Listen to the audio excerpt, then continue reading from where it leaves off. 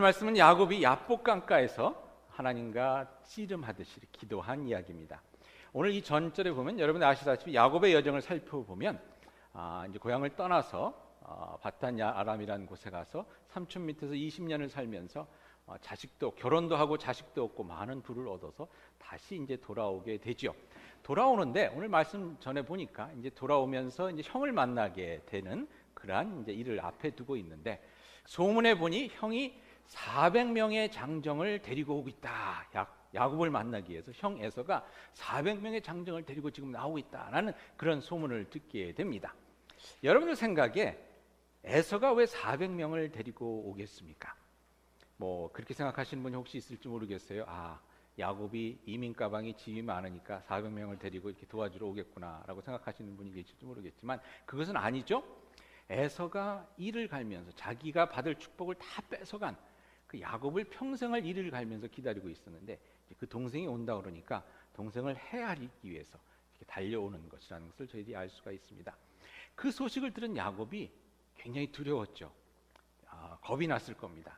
고생하면서 얻은 식구와 고생하면서 얻은 이 재산을 가지고 이제 다시 고향으로 돌아와서 편하게 살고자 했는데 이 형 에서를 만나서 이 모든 것을 다 잃어버린다 그러면 이 얼마나 참 슬픈 일이겠습니까? 근데 그러한 상황 속에서 오늘 그 야곱이 야복강이라는 조그만 강을 건너서 형을 만나러 나가야 하는데 그 두려움 가운데서 이제 밤새 하나님께 기도한 이야기가 오늘 본문의 이야기입니다. 오늘 본문에 보면 어떤 사람이 나타나서 그 사람과 밤새 씨름을 했다고 이렇게 표현을 하는데요.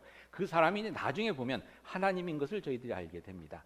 야곱이 고백하기를 내가 하나님을 보고서도 죽지 않았구나라는 고백을 하면서 그곳 이름을 브니엘이라고 짓는데요.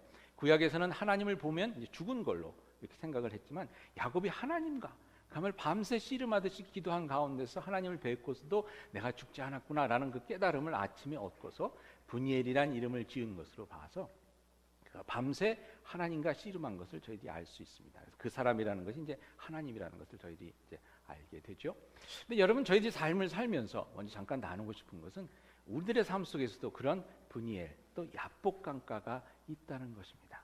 아마 여러분들 삶 가운데 참 앞으로도 갈 수 없고 뒤로도 갈 수 없고 주저앉을 수도 없고 참 가기는 가야 되겠는데 두려움과 그 떨림 가운데서 참 힘들고 어려웠던 때를 여러분 나름대로 경험한 적이 있으실 것입니다. 우리들의 그런 야복 강가에서 또한 앞으로도 그러한 때가 있을지 모르겠는데 그때마다 진정 하나님을 끝까지 붙잡고 하나님의 은혜를 간구할 수 있는 여러분이 되실 수 있기를 바랍니다. 오늘 말씀해 보니까 내게 축복하지 않으면 내가 하나님을 보내드릴 수가 없습니다. 당신을 보내드릴 수 없습니다. 라는 그런 야곱의 기도가 나옵니다. 어떻게 보면 조금 파렴치한 것 같고요. 지금까지 그렇게 살았는데 여기서도 하나님의 축복을 받으려 하느냐 그런 생각을 할 수 있을지 모르겠습니다.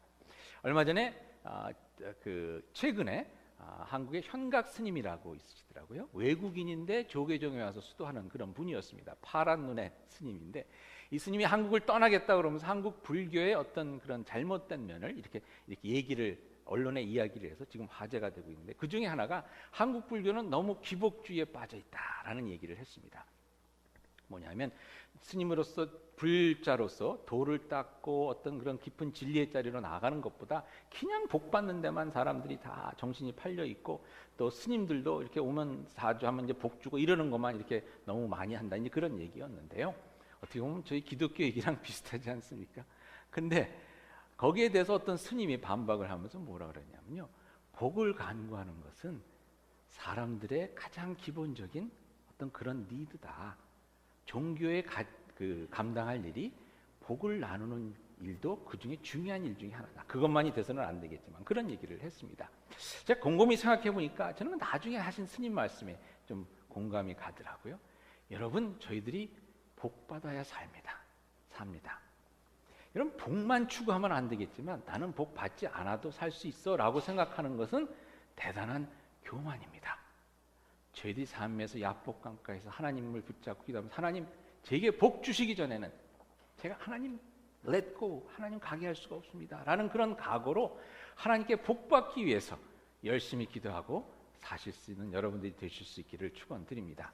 다시 한번 말씀드리지만 복만 추구하면 안 되지만 복을 받는 것이 우리들에게 기본이 되는 겁니다. 왜냐하면 좋은 일을 하려도 복을 받아야 나눌 게 있어야 하지 않겠습니까? 그래서 야곱이 그렇게 하나님께 간구를 합니다. 근데 하나님께서 야곱의 기도를 들어주셨을까요? 안 들어주셨을까요? 들어주셨습니다. 근데 여기에 조금 문제가 있게 되는 것 같아요. 좀 한번 짚고 넘어갔으면 하는 것이, 야곱이 진정 기도의 응답을 받을 만한 사람인가 아닌가 하는 것입니다. 야곱의 삶을 볼 때 아까 말씀드렸지, 자신만을 위해서 산 모습이 너무나 많이 있었습니다. 자신만을 위해서, 자기가 복받기 위해서 형을 속이고 아버지를 속이고 또 나중에 삼촌과 서로 속이는 그런 관계까지 됐지만, 아무튼 삼촌도 속이면서 이러한 그 자기를 위해서 굉장히 살았던 삶이거든요. 한번 에서가 말입니다, 이런 생각을 한번 해보게 되는데, 에서가 야곱이 밤새 야복강가에서 하나님께 기도했다는 소식을 듣고는 뭐라고 생각을 했을까라는 한번 생각을 해봤는데요. 에서라면 아마 이렇게 하나님께 기도했을 것 같아요. 하나님, 다른 사람은 몰라도 야곱의 기도만큼은 들어주시면 안 됩니다 라고 했을 것 같아요.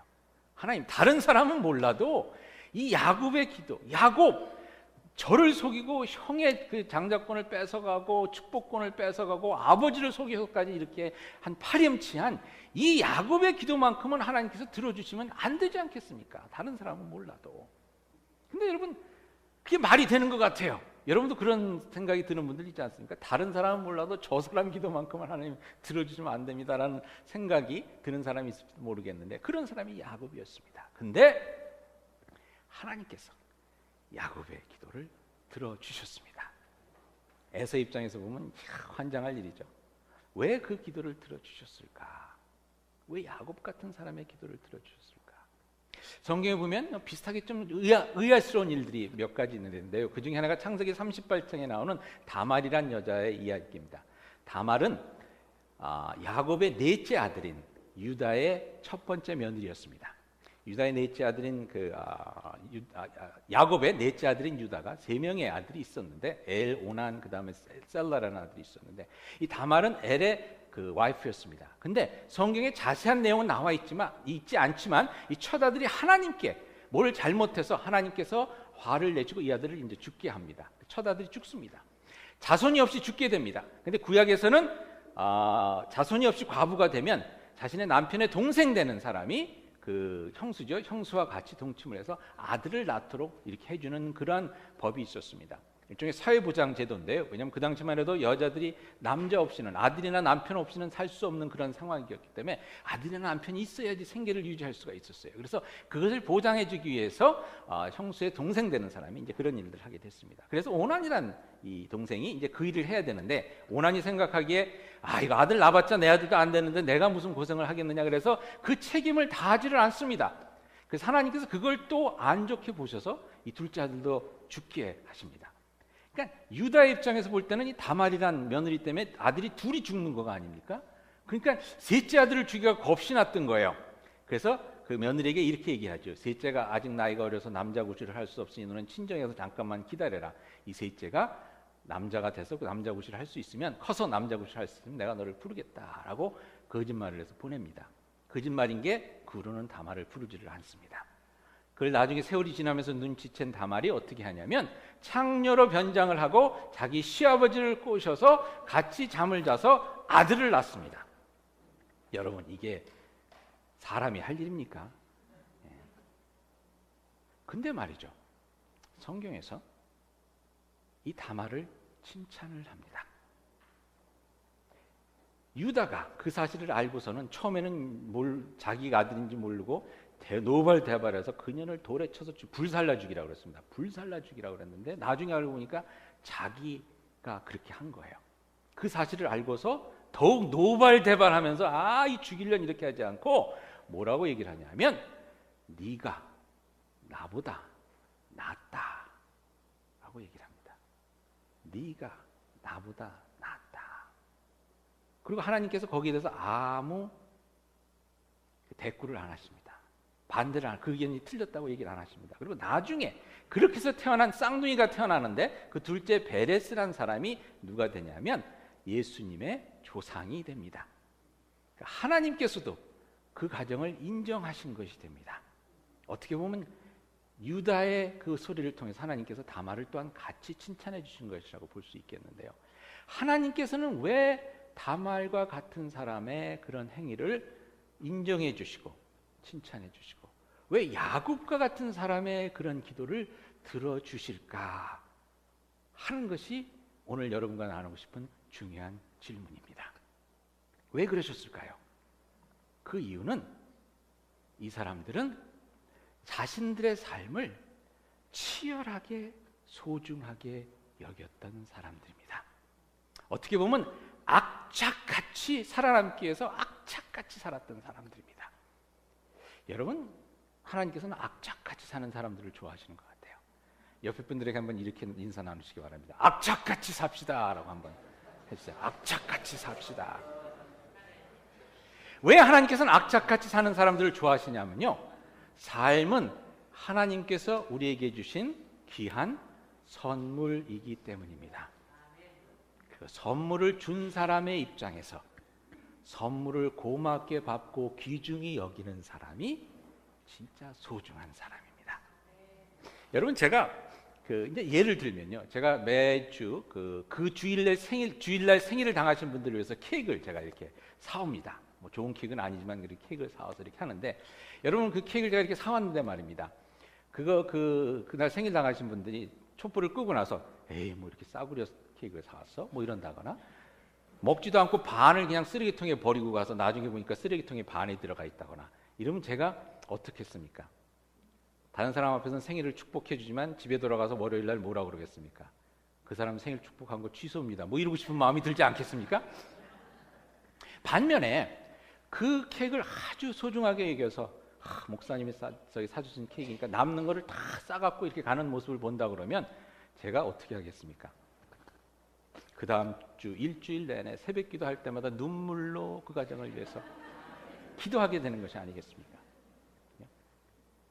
제가 재직 직분 받으신 분들에게 예수님이 환하게 웃는 사진을 이렇게 선물을 드리는데요, 집에 신방을 갔더니 거실 한가운데 그 사진이 딱 걸려있지 아니하고 화장실에 갔더니 화장실 뒤에 이렇게 처박혀져 있더라. 그러면 제 마음이 어떻겠습니까? 권사 받은 거 취소. 여러분, 선물을 준 사람의 입장에서 봤을 때 그 선물을 소중하게 여기는 그 모습이 너무나 좋은 겁니다. 하나님께서 창세기 2장에서 인간을 만드실 때, 아담과 하와를 만드실 때 아담을 위해서 하와를 만드셨습니다. 이 갈비뼈를 뼈서 이렇게 만드셨는데, 그러고 나서 이제 하와를 아담 앞에 데리고 옵니다. 그러니까 아담이 보고서는 뭐라고 그랬습니까? 하나님 이왕 만드시려면 S라인이나 뭐 이렇게 이게 엉덩이도 좀 그런 것 같고 뭐 이러면 하나님께서 기분이 좋으셨겠습니까? 너 혼자 살아라 그러고 말았을 텐데, 아담이 어떻게 얘기했습니까? 뼈 중에 뼈요, 살 중에 살이요.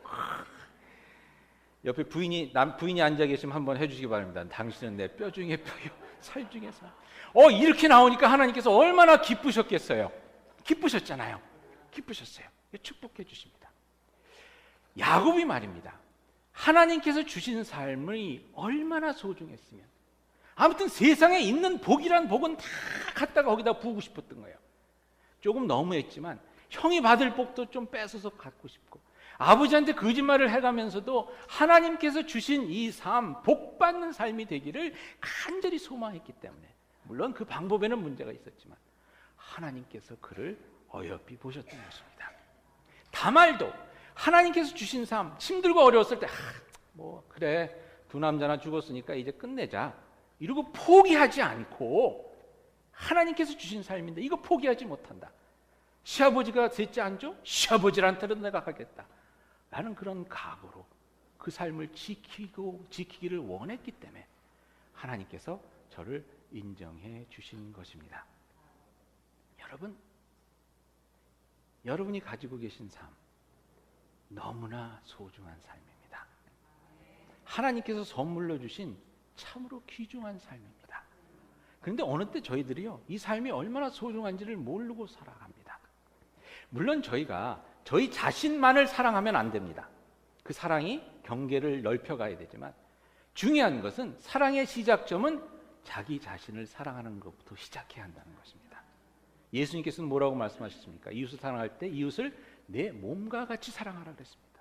내 몸을 사랑하지 못하는 사람은 다른 사람을 제대로 사랑할 수가 없다는 이야기입니다. 사랑은 자기 자신을 사랑함으로써 하나님께서 나를 사랑하시기 때문에 하나님께서 주신 귀한 삶이기 때문에 이것을 소중히 여기는 가운데 그것으로부터 시작됩니다. 근데 저희들이 저희의 삶을 좀 너무 우습게 할 때가 많이 있죠. 그래서 여러분 차에 기름은 제일 좋은 기름을 넣으면서도 우리 몸에 들어가는 음식은 그냥 아무거나 집어넣을 때가 있습니다. 저번에도 몇 번 말씀드렸지만 남편에게 막 매맞으면서 살던 어떤 젊은 부인이 친정집으로 도망을 갔더니 친정집 아버지가 그 남편을 불러다가 이렇게 얘기를 했죠. 나는 내 딸을 꽃병처럼 키웠는데 너는 담배 재털이처럼 취급했구나. 근데 그 말에 딸이 충격을 받았다는 겁니다. 생각해보니 자기가 자기 자신을 재털이처럼 취급하면서 살았던 거예요. 여러분들은 꽃병입니다. 재털이가 아닙니다. 아무데나 던져 이렇게 할 것이 아닙니다. 옆에 분들에게 손을 이렇게 하시고 네. 저는 꽃병입니다. 이렇게 인사해 주세요. 네, 저는 꽃병입니다. 네.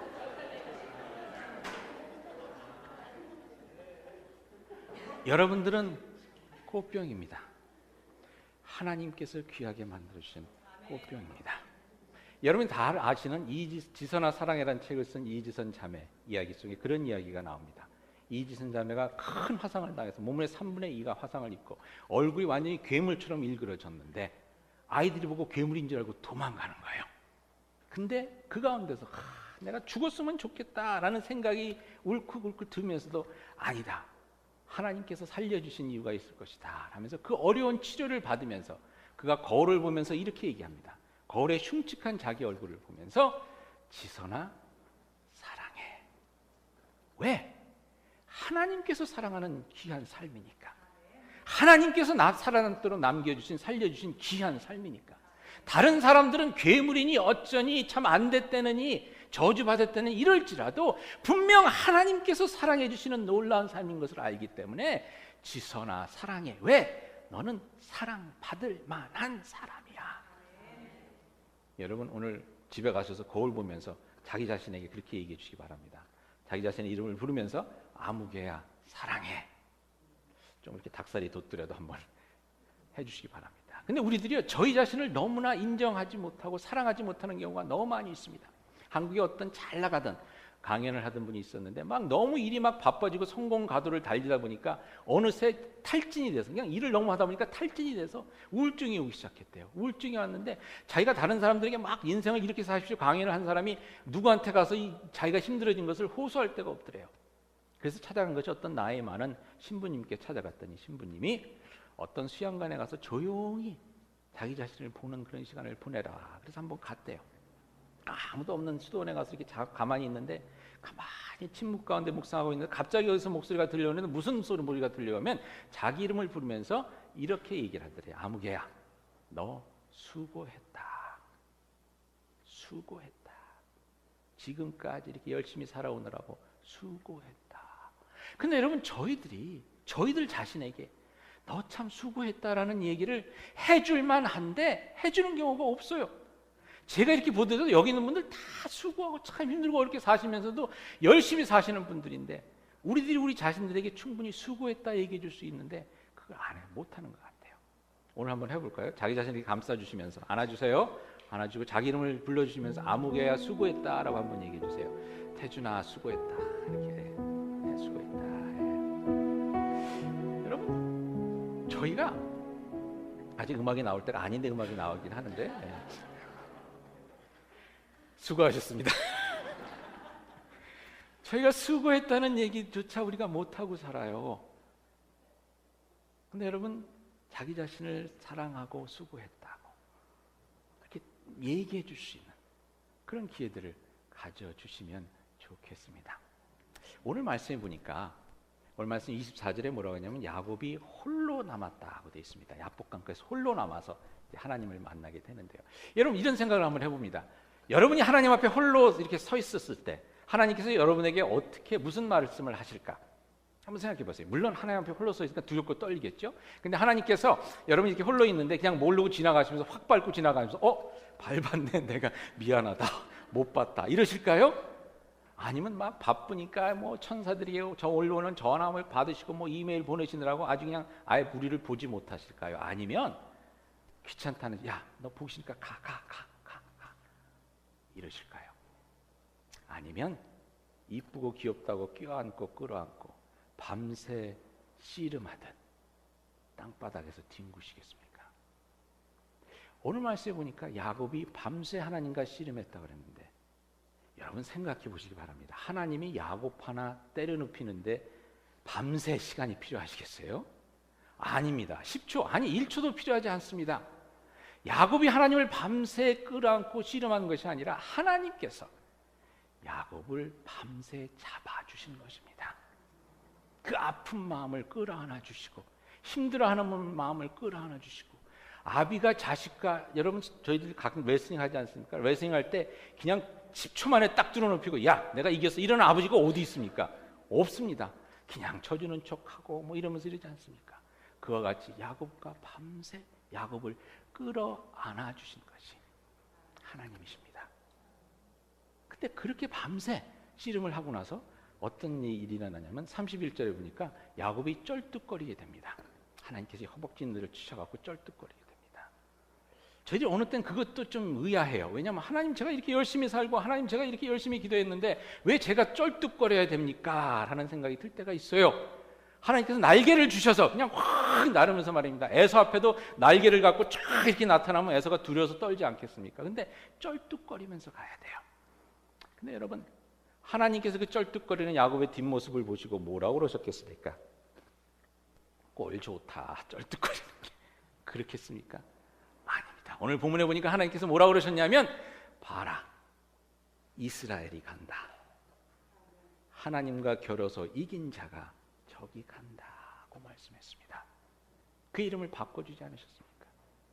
여러분, 제가 이렇게 머리를 이렇게 하고 다니는데 이 머리가 참, 여러분들은 어떻게 생각하실지 모르겠어요. 다른 사람들은 오늘까지 또 회색 양복을 이렇게 입고 나오면 저 사람이 목사인가 중인가 뭐 이렇게 생각이 될 수도 있는데, 이 머리에는 여러분 이 참 소중한 사연이 담겨져 있습니다.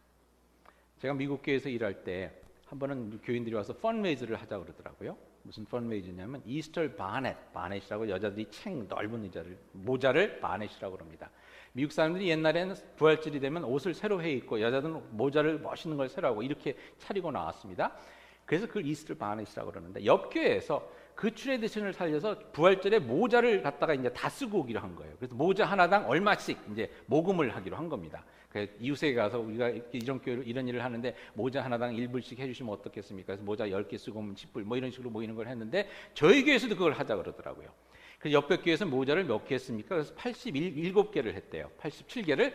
그래서 제가 욕심이 나서 그럼 저희 교회에서는 100개 이상을 합시다. 100개가 넘으면 제가 삭발을 하겠습니다. 그랬어요.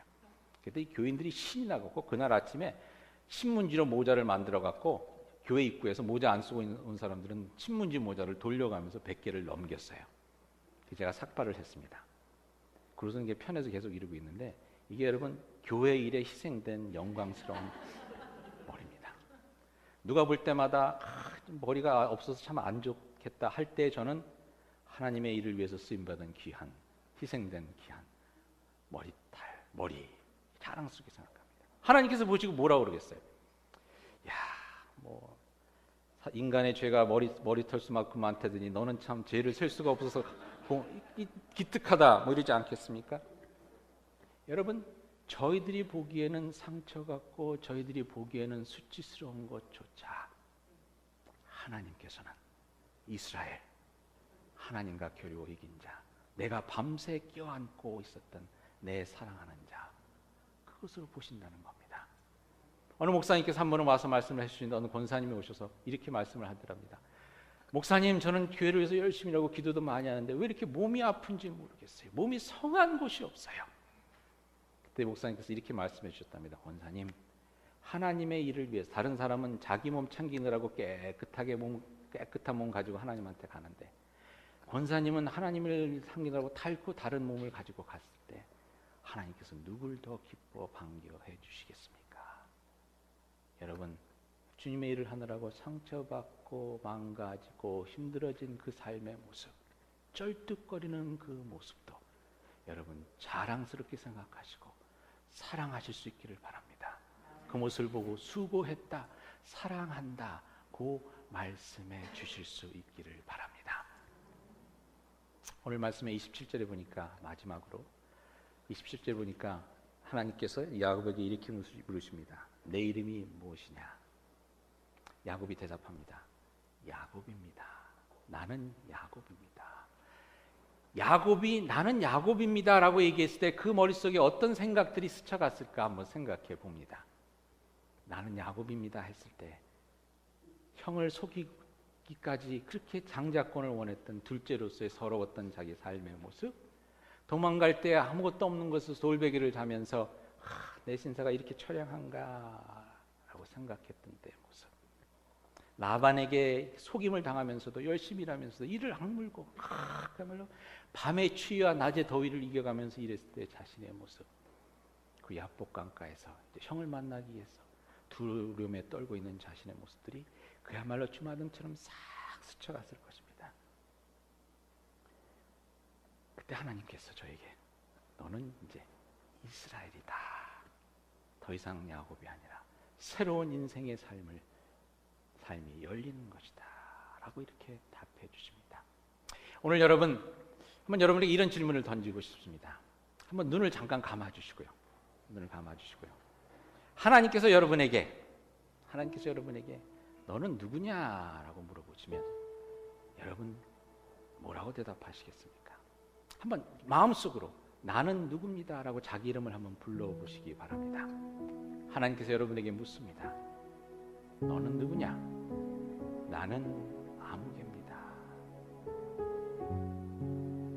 라고 한번 답해 보시면서 그 이름 속에 담겨져 함께 묻어나오는 여러 가지 생각들이 어떤 것인지 한번 잠깐 보시기 바랍니다.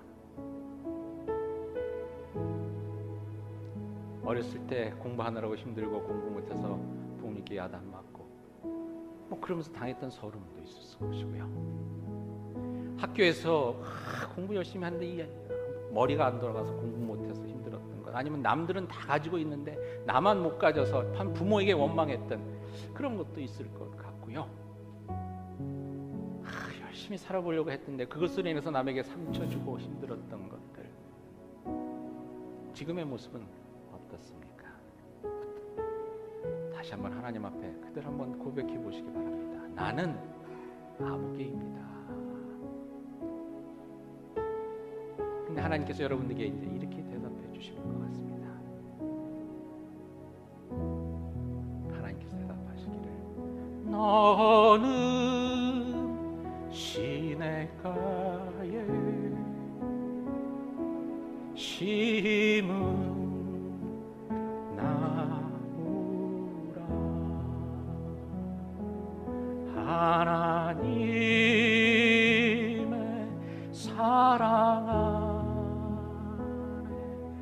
믿음 뿌리 내리고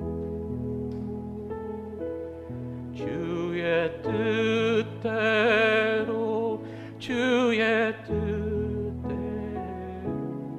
항상 살리라. 하나님께서 사랑하셔서 귀한 믿음의 뿌리 내리게 하시고 하나님께서 사랑한다, 수고했다 말씀해주는 귀하고 귀한 삶입니다. 오늘 이 찬양 저희 같이 한번 하겠는데요. 이때 너는 이라는 것 대신에 나는 이라고 해서 한번 저희 한번 잠깐 불러보시면서 하나님께서 여러분들을 향해서 들려주시는 그 음성을 함께 들을 수 있기를 바랍니다. 나는 시냇가에, 나는 시냇가. 여러분들 자신에게 사랑하는 마음으로 들려주시기 바랍니다.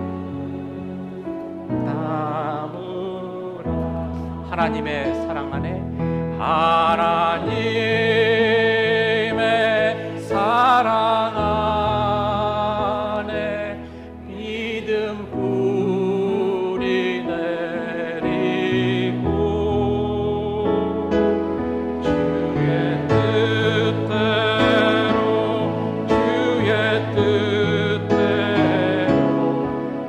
항상